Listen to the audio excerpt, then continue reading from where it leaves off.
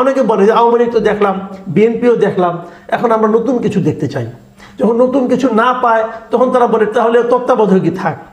আবার অনেক সময় অনেকে বলে তাহলে আর্মি আসুক। নানা রকম কথাবার্তা কিন্তু হয় মানুষের মধ্যে। এখন ইন্টারেস্টিং যে ব্যাপারটা এই সরকার আমরা দেখতে পাচ্ছি সেটা হলো -2 আর হচ্ছে না, -2 পরিবর্তে +1 হচ্ছে। নতুন একটা দল বড় সামনে আবির্ভূত হচ্ছে। আমি মনে করি -2 ফর্মুলাটা এই জন্যই হয়নি, মানুষ এগুলি বিয়োগ করতে চায় না, মানুষ এবং নতুন কিছু দেখতে চায়। এটা আলোচনাটা অনেকদিন ধরে চলছিল যে ছাত্ররা, মানে আন্দোলনকারী ছাত্ররা, যাদের আন্দোলনের কারণে স্বৈরাচারী হাসিনা সরকারকে ক্ষমতা থেকে নেমে যেতে হয়েছে, সেই ছাত্ররা অবশেষে সম্ভবত এই আগামী জানুয়ারি থেকে একটা নতুন রাজনৈতিক দল ঘোষণা করতে যাচ্ছে। জানুয়ারি মানে কিন্তু আরও 1 মাস পর থেকে। এই আলোচনাটা অনেক দিন ধরে হচ্ছিল এবং গতকালকেও আমি দেখলাম একজন খুব বিশিষ্ট ব্যক্তি একটা টকশোতে, আমিও ছিলাম সেই টকশোতে, উনি বলছিলেনই যে নির্বাচনের রোডম্যাপ নিয়ে আলোচনা হচ্ছিল। সরকার নির্বাচনের রোডম্যাপ কবে নাগাদ করতে পারে না করতে পারে এগুলি নিয়ে আলোচনা হচ্ছিল। উনি সেখানে বলেই ফেললেন যে নতুন রাজনৈতিক দল গঠন না হওয়া পর্যন্ত বোধহয় আমাদের রোডম্যাপের জন্য অপেক্ষা করতে হবে। তো এই যে কথাটা উনি বলেছেন, উনি এলেবেলে কোনো লোক না, কিন্তু খুব গুরুত্বপূর্ণ একজন লোক এবং একজন সাবেক মেজর জেনারেল উনি। তো উনি যখন এই কথাটা বললেন উনি ভেবেচিন্তে বলেছেন কিন্তু যে নতুন রাজনৈতিক দল গঠনের আগ পর্যন্ত সম্ভবত আমাদেরকে রোডম্যাপের জন্য অপেক্ষা করতে হবে।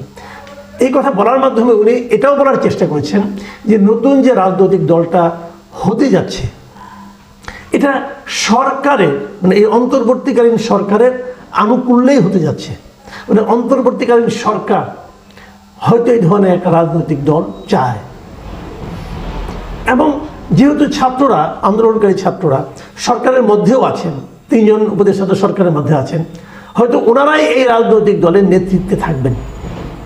তাহলে এটাকে আপনারা কিন্তু একভাবে কিংস পার্টি বলতেই পারেন।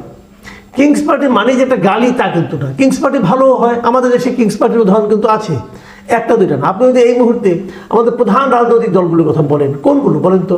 আওয়ামী লীগ, বিএনপি, জাতীয় পার্টি, জামাতে ইসলামী, এই তো। তো এর মধ্যে আপনি বিএনপি এবং জাতীয় পার্টিকে আপনি কী বলবেন? বিএনপি যখন গঠন হয় তখন বিএনপি কিন্তু ক্ষমতায় থেকেই গঠন হয়েছিল। জিয়াউর রহমান সাহেব তখন প্রেসিডেন্ট ছিলেন, উনি প্রেসিডেন্ট থাকা অবস্থাতেই এই দলটাকে গঠন করেছেন। এবং একইভাবে জাতীয় পার্টি একই কাজ করেছে।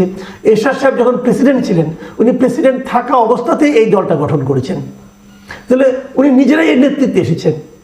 এটা যদি কিংস পার্টি হয় তাহলে এখানে আমরা একটা জিনিস ব্যতিক্রম যেটা দেখতে পাবো সেটা হলো এখানে হয়তো ইউনূস সাহেব এই দলের নেতৃত্বে থাকবেন না, কিন্তু উনি ওনার সরকারের অন্য অন্য উপদেষ্টাদের মধ্যে কেউ কেউ হয়তো এই দলের নেতৃত্বে থাকবেন।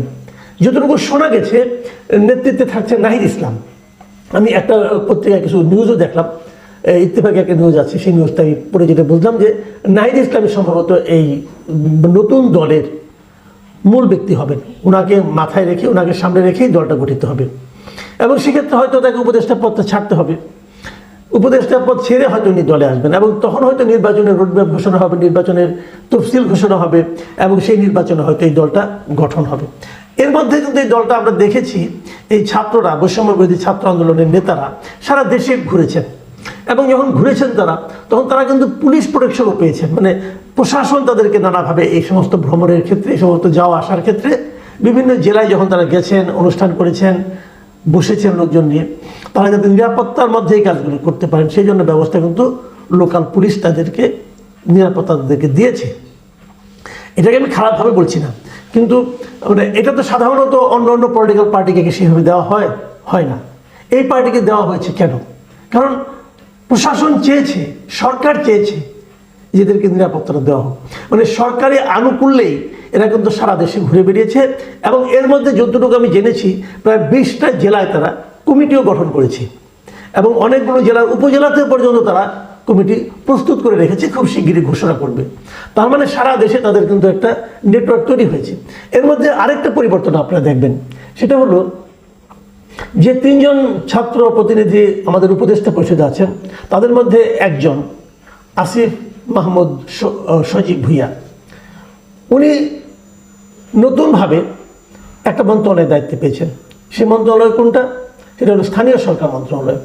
মানে সবসময় আমরা দেখেছি এর আগে একটা নিয়ম আছে, নিয়ম ঠিক না, একটা কনভেনশন টাইপের, যে দলের যিনি সাধারণ সম্পাদক তিনি স্থানীয় সরকার মন্ত্রণালয়ের দায়িত্বে থাকেন।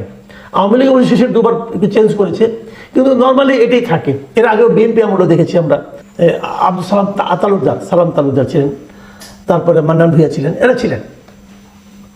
এটা এই কারণে যে সারা দেশে দলটাকে সংগঠিত করার জন্য এর চেয়ে ভালো আর কোনো মন্ত্রণালয় হতে পারে না, স্থানীয় সরকার মন্ত্রণালয়।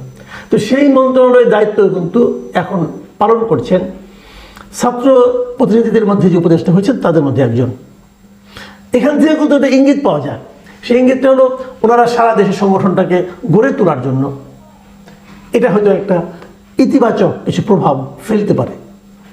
তো সব মিলিয়ে আমরা কিন্তু এটা দেখতেই পাচ্ছি যে ছাত্রদের একটা নতুন ছাত্র, ওরা অবশ্য বলছেন যে ছাত্র জনতা, ছাত্রদের সঙ্গে জনতাও থাকবেন, বিশিষ্ট সমাজে থাকবেন, তারা মিলে একটা রাজনৈতিক দল করবেন। আপনারা জানেন যে এর মধ্যে কিন্তু বৈষম্য বিরোধী ছাত্র আন্দোলনের কমিটি ঘোষণা করা হয়েছে, একটা নাগরিক কমিটিও ঘোষণা করা হয়েছে, তারাও এদের একই রকম এই একই ধারাবাহিকতার মধ্যে তারা আছে।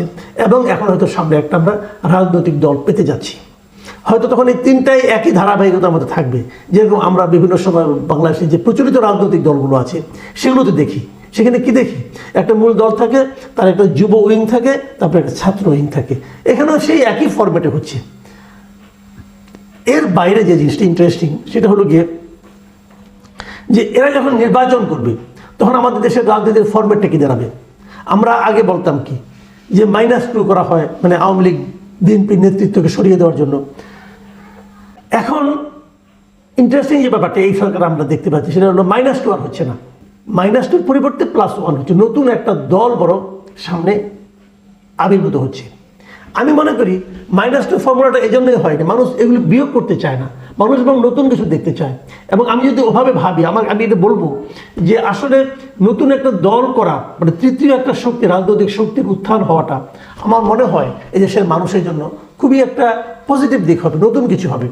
আমি নিজেও চাই যে একটা নতুন দল আসুক, কারণ অনেকে বলে যে আওয়ামী লীগ তো দেখলাম, বিএনপিও দেখলাম, এখন আমরা নতুন কিছু দেখতে চাই। যখন নতুন কিছু না পায় তখন তারা বলে তাহলে তত্ত্বাবধায়কই থাক। আবার অনেক সময় অনেকে বলে তাহলে আর্মি আসুক, নানা রকম কথাবার্তা কিন্তু হয় মানুষের মধ্যে। কাজেই নতুন একটা দল, তৃতীয় একটা শক্তি আমরা দেখতে চাই। যদি সেই তৃতীয় শক্তিটা এই ছাত্রদের মাধ্যমে গড়ে ওঠে, আমি কিন্তু এটাকে অভিনন্দন জানাবো।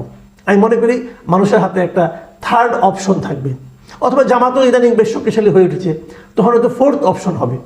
জামাতকেও আপনি একদম উড়িয়ে দিতে পারবেন না কিন্তু। এবং জামাত মোটামুটি সৎ নেতৃত্বের কথা বলে, সেই বিবেচনায় জামাতের এমন কোনো নেতাকে হয়তো বলা যাবে না যে সে খুব অসৎ কোনো কর্মকাণ্ডের সঙ্গে জড়িয়ে পড়েছে।